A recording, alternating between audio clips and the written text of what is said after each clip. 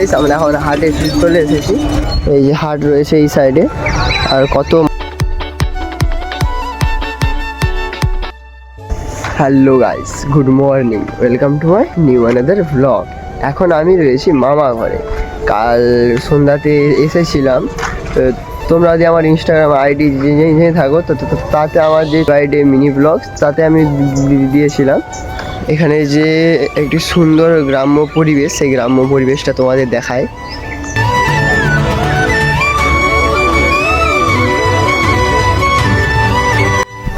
তো গাইস এখন আমি যাচ্ছি মাঠের দিকে, যেখানে ধান রোয়া হয়, সেই মাঠের দিকে যাচ্ছি।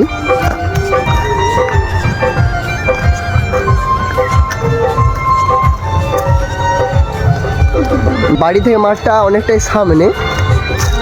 এই যে মাঠ, আর ওপাশে কালকে হয়েছিল আদিবাসীদের বন পুজো।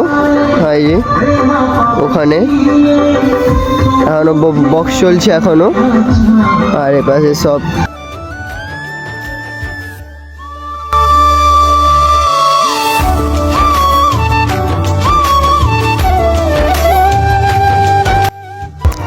তো গাইস শহরের থেকে যে গ্রাম পরিবেশে যেই শান্তিটা, মানে এই যে সকালে পাখির ডাক, তারপরে এই যে একটা সুন্দর সানরাইজ দেখা, মানে এটা আমাদের ওখানে দেখা যায় না। এখানকার পরিবেশটা খুবই ভালো। চলো আবার কিছুক্ষণ পর দেখা হচ্ছে তোমাদের সাথে। 2 hours later. তো গাইস এখন আমি যাচ্ছি হাট, মানে এখানের মানে গ্রামের মধ্যে একটা সবচেয়ে বড় হাট হয়।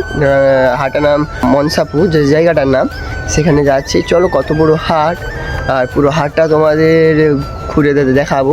চলো যাই।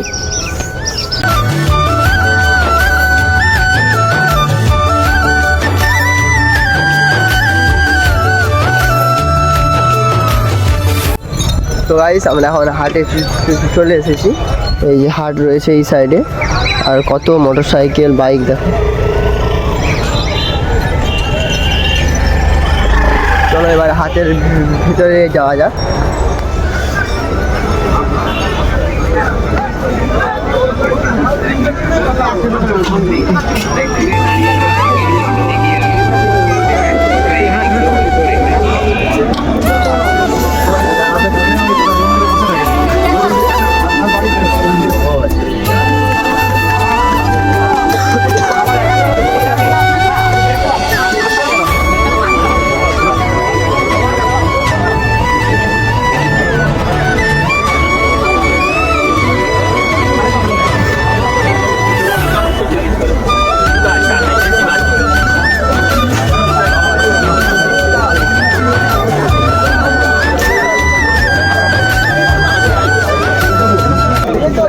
তো গাইস দেখো, তোমাদের দেখাচ্ছি একটা কত বড় মাছ।